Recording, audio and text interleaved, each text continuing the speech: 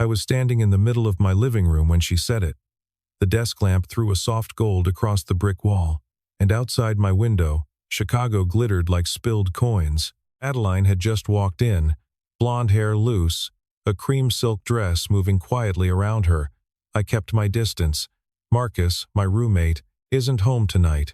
He flew out to Denver this morning. I thought she'd take the hint and leave. She only smiled, her eyes steady on mine.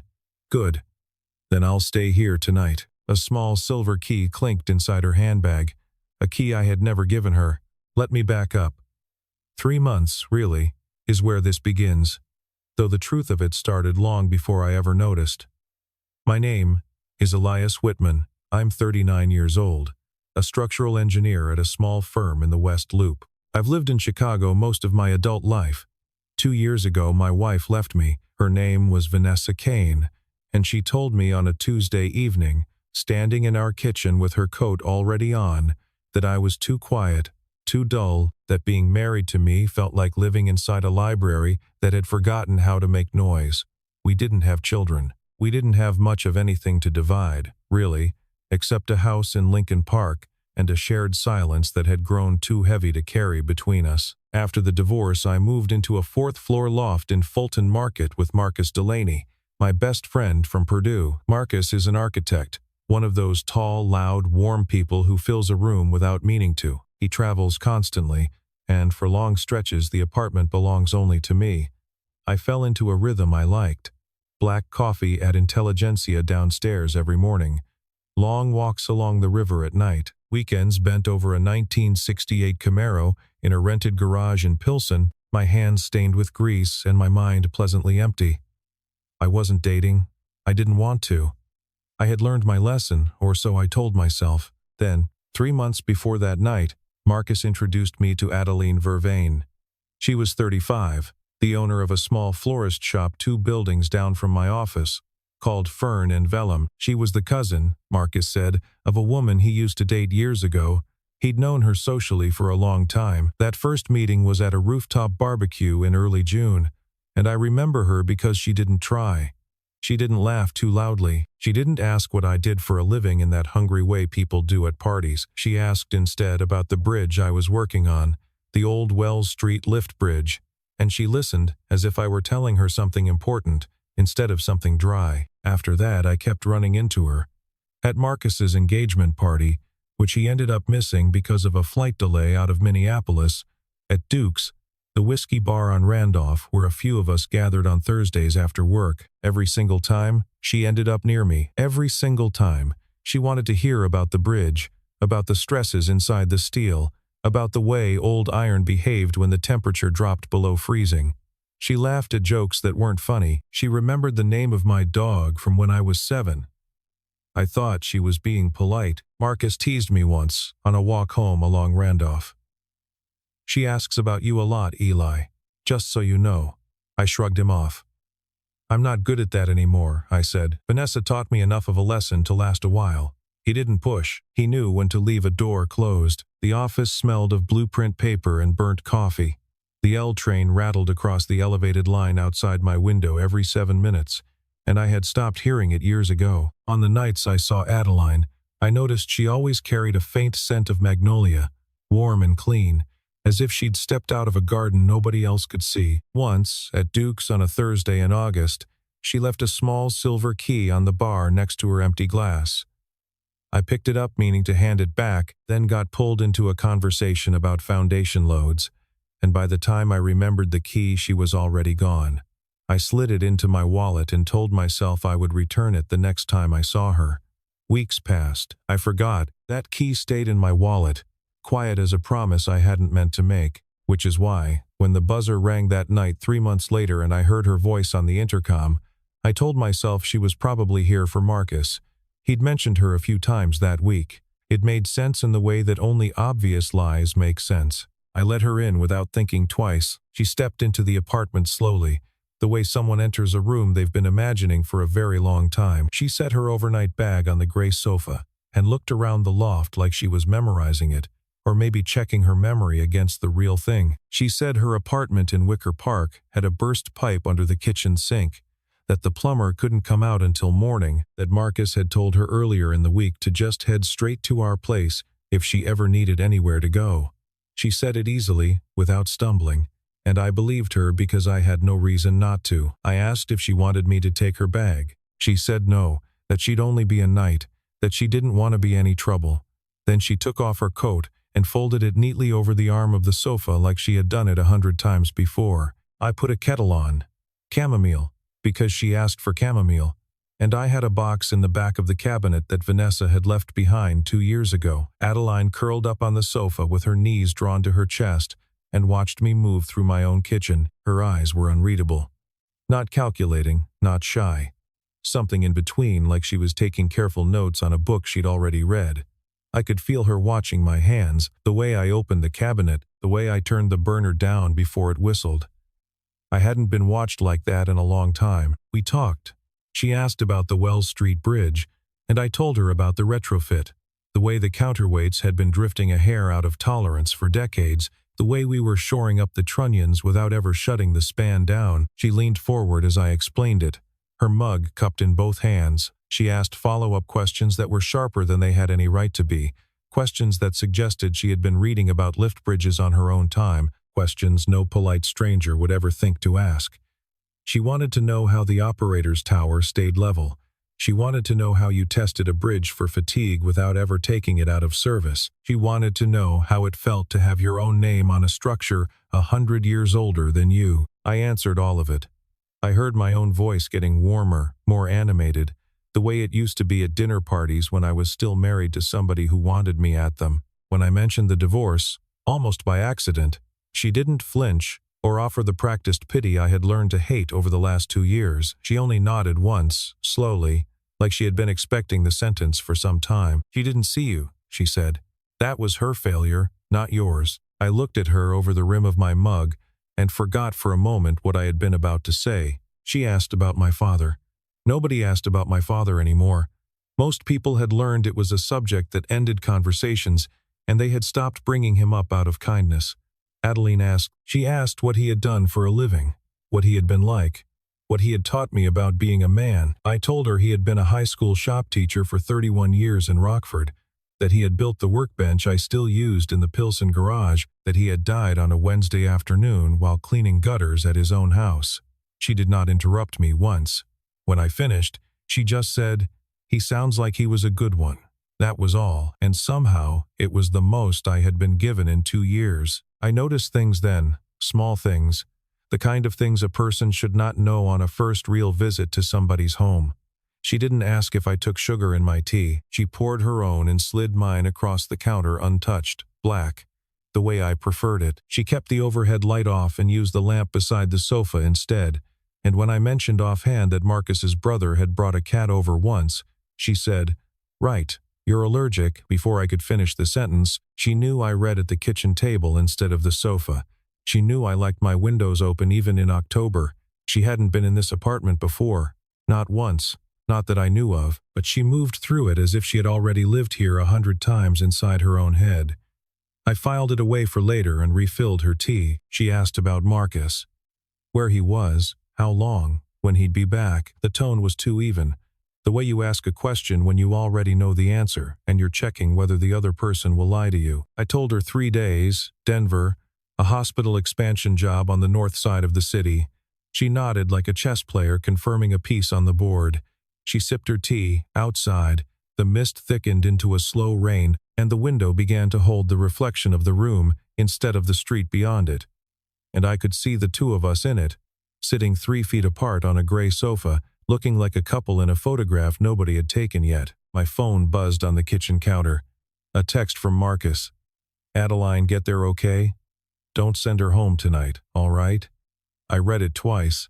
I didn't understand what he meant. It sat there on the screen like a note passed between two people who had assumed I could not read their handwriting. Adeline set her cup down and looked at me for a long moment.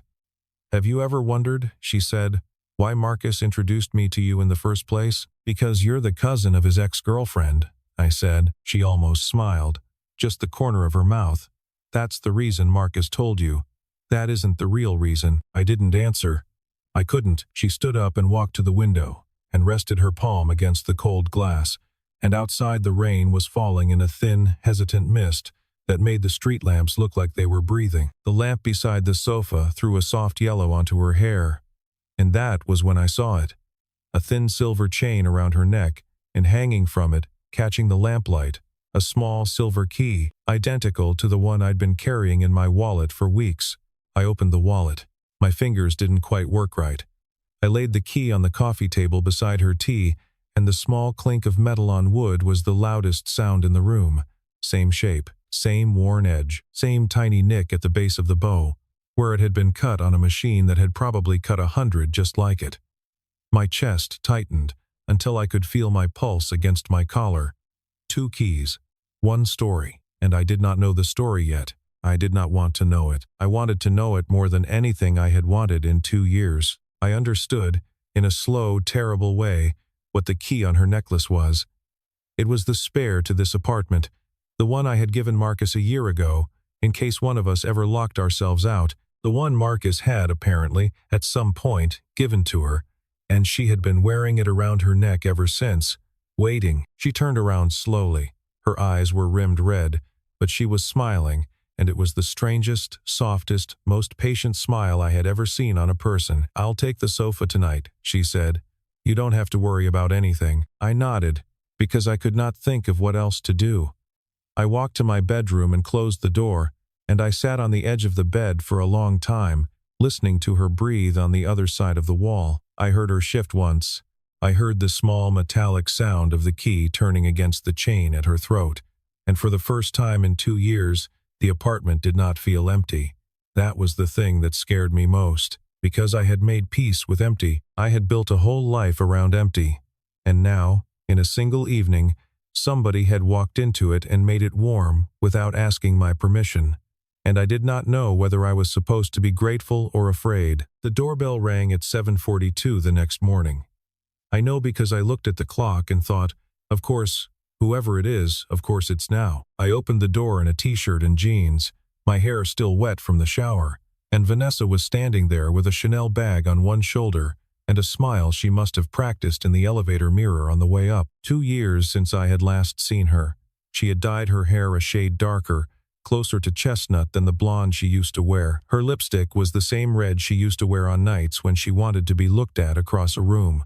She didn't wait to be invited in. She stepped past me into the loft the way she used to step into rooms she believed she owned.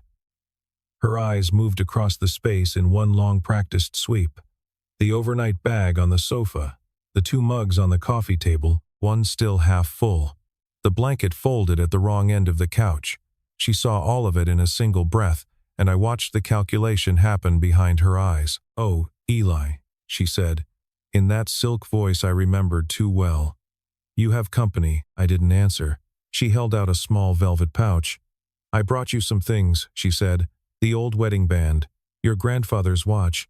I've been meaning to drop them off for months. It just felt like the right time." The right time. I knew exactly what that meant.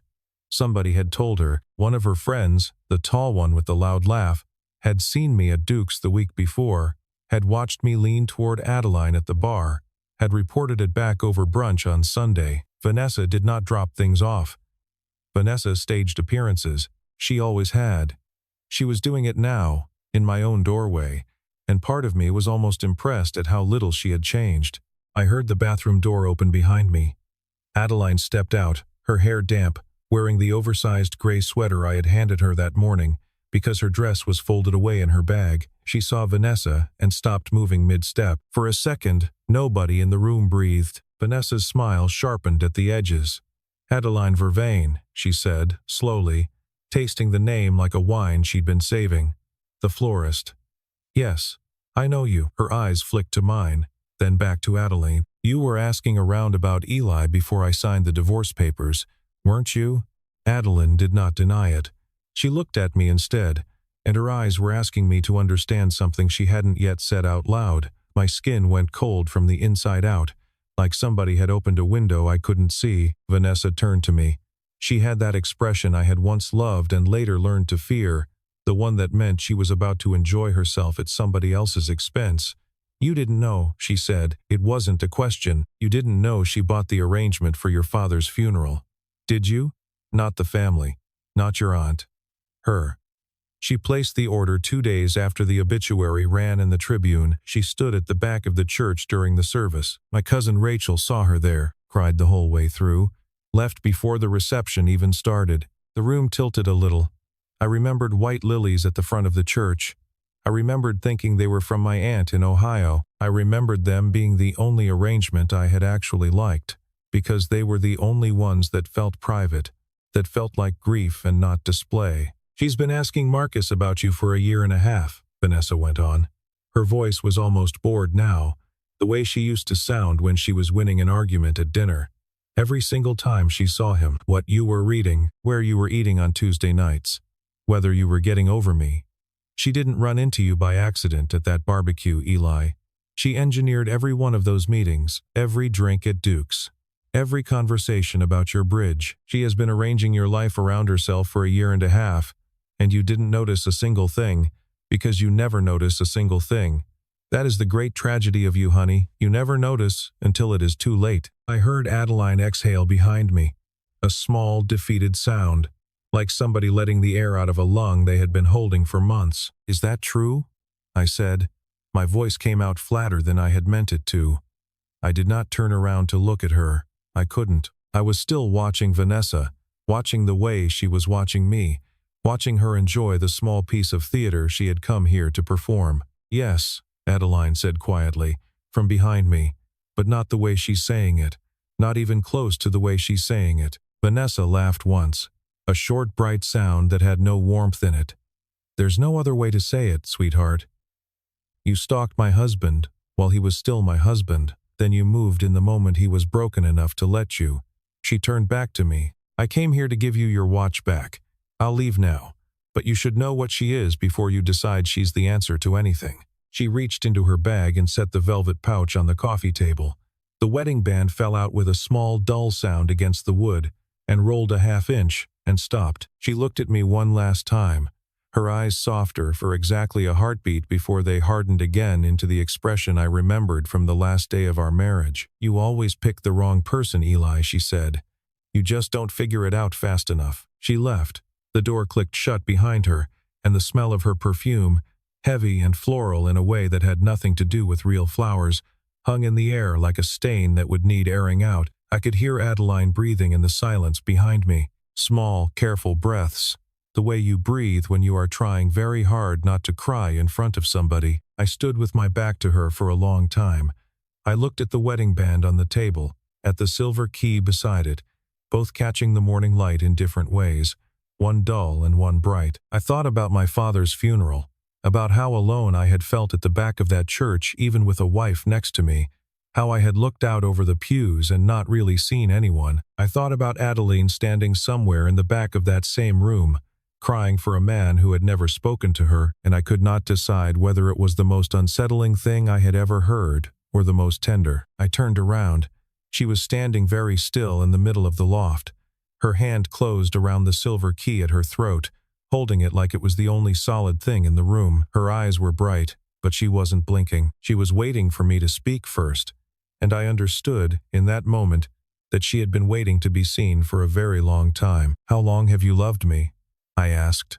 My voice barely made it across the room. She let out a breath she had been holding for years. Adeline sat down on the sofa slowly, like her legs had stopped agreeing to hold her upright. Her hands were shaking, just a little, in her lap. I sat across from her in the armchair and waited. Outside, the morning light was starting to slant through the loft windows in wide, pale bars, and the city was making its ordinary noise, delivery trucks and the L train and a garbage collector's whistle, and inside the apartment we were somewhere entirely different from all of it. 4 years, she said. Her voice was steady, but only barely. It was 4 years ago. I was delivering an arrangement to a client at your building, a 5th-floor law office. My arms were completely full, 3 arrangements stacked, and I couldn't see over them. The elevator door was closing and you saw me coming and you held it. You just held the door until I got in, and then you asked what floor. 5th, I said, from behind the flowers. You pressed it for me. You said, "Those are beautiful," and you meant it. and then you got off on your floor and you never looked back. That was the first time I saw you. I remembered no such moment.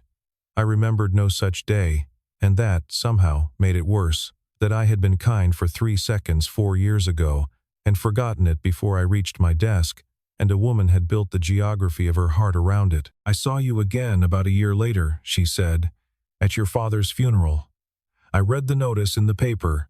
I don't know why I read the obituaries. I recognized the name from the elevator, and something in me just went. I ordered the lilies before I even thought about it. I stood at the back of the church. Vanessa was next to you in the pew.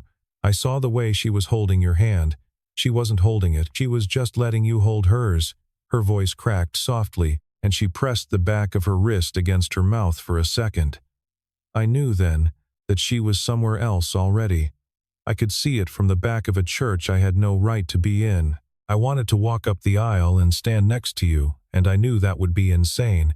So I stayed where I was, and I cried, and I left before the reception, because I didn't want to have to explain to anybody who I was. I didn't move. I couldn't. I waited, she said. I told myself I was crazy. I told myself I'd forget you. I didn't forget you. I heard through mutual people when you separated. I heard when you signed the papers. I waited another whole year after that, because I didn't want to be the woman who caught a falling man. I wanted to meet the one who had stood back up again. Then I asked Marcus. I told him the truth, all of it. He told me you weren't ready yet. He told me to give it more time. 6 months ago I asked him again. He said, all right, come to the barbecue on Saturday, we'll see. The barbecue, the one where I had noticed she didn't try. The one where I had thought she was just being polite about the bridge. I know how this sounds, she said. Her voice was almost steady now. I know it sounds like obsession. It wasn't. I just wanted to be near you sometimes. I didn't want anything from you. I told myself if you fell in love with somebody else, I would go to that wedding and smile and mean it. I only came here tonight because Marcus told me you signed the papers on the old house in Lincoln Park yesterday. He said you were hurting. I couldn't stand the thought of you sitting in this apartment by yourself. That's the whole reason. I lied about the pipe. I'm sorry I lied about the pipe. The morning smelled like coffee, because the pot had finished dripping and neither of us had touched it. The light kept moving across the floor in slow, bright rectangles. I looked at her, and I could not find a single thing to say for a long time. You loved somebody you had never spoken to, I finally said. I loved the person I saw when nobody was looking, she said. The way you held the elevator. The way you crouched down in Millennium Park last spring to tie a stranger's kid's shoelace. I saw that. I was across the ice sculpture. I saw you do it. And I saw you walk away before the mother could even thank you. That is who I fell in love with. Not a picture of you. Not an idea. You. Something cracked in my chest. Not painfully. Cleanly. Like a piece of ice giving way in warm water. I stood up. I walked over to the coffee table. I picked up the small silver key she had left at Duke's, the one that had been sitting in my wallet for weeks, and I sat down beside her on the sofa. I opened her hand gently, and I placed the key in her palm and closed her fingers around it. I need time, I said, but don't go. She looked down at the key in her hand. She looked up at me. Her eyes filled and finally spilled over. She nodded once, without trusting her voice. I didn't promise her anything else. I couldn't yet. But for the first time in 2 years, I did not want anybody in that room to leave. Not her. Not that morning. Not any of what had just been said out loud. I sat on the sofa beside her, and I let the coffee go cold, and I let the silence hold both of us up. 3 weeks later, her apartment in Wicker Park was fixed, and she moved back. We started over. That is the only real word for what we did. We did not pretend the 4 years hadn't happened, but we did not build on top of them either. We started from that morning, from the sofa, from the key in her palm. We had coffee at Intelligentsia on Sunday mornings, sitting at the small table by the window, watching people walk by with their dogs. We walked along the river when it stopped raining, mostly in silence, mostly holding hands. I began to stop by Fern and Vellum on Saturday afternoons to help her lug ceramic pots of ferns off the delivery truck when it came in from the wholesalers out in Elgin. She taught me the names of things: Boston fern, bird's nest fern, a little maidenhair with leaves so fine they moved when she breathed on them, She showed me how to check the roots without hurting them, how to tell if a plant had been overwatered by the way its stem softened. She always smelled like magnolia. I finally asked her about it one afternoon, standing in the back of her shop with my hands full of dirt. She said she'd worn the same oil since college, that a woman in a shop in Rogers Park had blended it for her 20 years ago and had never changed the recipe. She said she'd never wanted to be forgettable, but she'd never wanted to be loud either. She said magnolia was the compromise she'd made with herself. We were slow, on purpose. I did not kiss her for 2 whole months after she moved back to Wicker Park. When I finally did, it was on her doorstep on a Tuesday night in October, and it was quieter than any kiss I had ever given anybody, and she smiled against my mouth like she had been waiting for exactly that quiet. She did not say anything after. She just squeezed my hand once and went inside. I walked all the way home through Wicker Park and Ukrainian Village and into Fulton Market without noticing the cold once. 2 months in, I brought her home to my mother in Evanston for Sunday dinner. My mother is a hard woman to impress. She has spent 71 years being unimpressed by most things. She squeezed Adeline's hand a fraction too long at the front door, and Adeline squeezed back with both of hers, and I saw my mother's mouth move in that small way it does when she is not going to let herself smile in public. Later, in the kitchen, while Adeline was in the other room looking at old photographs of my father, my mother leaned against the counter and looked at me for a long moment. "She looks at you," my mother said, "the way your father used to look at me. I hope you know how rare that actually is. Vanessa never looked at you like that. I never said it while it was still your marriage, but she never did. This one does. Don't be an idiot about it." I didn't answer. I didn't need to. My mother nodded once, satisfied, and went back to the roast. 6 months after that, Marcus told me over beers at Duke's that he was moving out. He was getting married to a woman he'd been quietly seeing for over a year, buying a small brick 2 flat in Logan Square with a yard barely wide enough to turn around in. He looked embarrassed telling me, as if he thought I would feel abandoned. I didn't. I was happy for him. I told him so. 2 weeks later, Adeline moved in. There was no announcement, no big conversation, no boxes stacked in the hallway for a week. She brought over the first fern from the shop and set it on the sill by the window in the living room.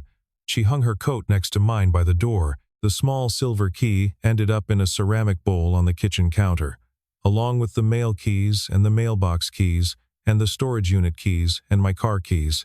It stopped being a secret. It just became one of ours. A year in, Vanessa mailed us a wedding invitation. She was marrying a man who owned Cadillac dealerships in 3 states. Adeline found the envelope in the mail pile one Tuesday, opened it, read it, and set it on the counter with a small dry laugh. I picked it up, walked to the kitchen, and dropped it into the trash without a single word. Adeline came up behind me and rested her forehead between my shoulder blades. "Napa this weekend?" she said, into my back. I said yes. We went. We spent 3 days in a small inn in Yountville, and I did not think about Vanessa Kane once. 18 months after the morning on the sofa, I took her out onto the Wells Street Bridge at dusk. The retrofit had been finished for months. The counterweights sat exactly where they were supposed to sit. The river was black beneath us, and the sky was that thin, transparent blue that Chicago gets right after sunset in September. There was nobody else on the span. I had no flowers. I had no music playing. I had a small silver band in my pocket, made of the same soft metal as the key I had once carried in my wallet. And I got down on one knee at the middle of the span, and I started to say the thing I had rehearsed 100 times over in front of the bathroom mirror. She was crying before I got past the 3rd word.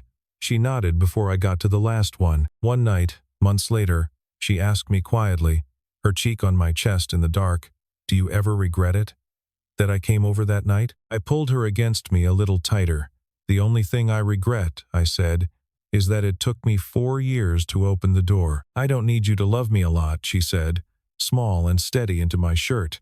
"I just need you to stay." "I'm not going anywhere," I said, "ever." The wedding was in the small courtyard behind Fern and Vellum, under an arbor of ferns and lilac that she had built herself over 3 weekends with a pair of pruning shears and more patience than most people have in a lifetime. Marcus stood next to me as best man. My mother cried through the vows and pretended she wasn't. I looked at Adeline standing there in that late September light, and I understood, all at once and completely, that the woman who had waited 4 years for me without ever asking for a single thing was going to be my whole life now, and that I had almost missed it. Tonight I'm sitting on the balcony of the loft in Fulton Market. Adeline is asleep in the bedroom. The small silver key hangs on a hook by the door, tarnished a little now, still there. I've been thinking about the night she knocked and said, "Good, then I'll stay here tonight," and how close I came to saying no to her. I used to think I understood love because of Vanessa. Love, I thought, was loud. Love was demanding. Love arrived with a slam of the door and left the same way. I was wrong about all of it. Real love is a woman standing at the back of a church crying for a pain she has no right to feel. Real love is 4 years of waiting without asking. Real love is a small silver key kept in a wallet, patient, waiting for the right door. Vanessa chose me when I was brightest and left me when I was dimmest. Adeline loved me when I couldn't see her and stayed when I finally could. Some people don't knock on your door because they're lost. Some people knock on your door because they've been looking for you for a very long time. So let me ask you this. Do you believe that somebody who really loves you will wait, even if you don't know they exist? And if Adeline hadn't knocked on my door that night, do you think I would have ever found her on my own? If any part of my story reached you tonight, hit the like button so I know you're out there listening. Subscribe to the channel so you don't miss the next story, and leave a comment below and tell me, have you ever met an Adeline in your own life? I read every single one, and every story you share makes me believe a little more that the right doors always find the right people in the end.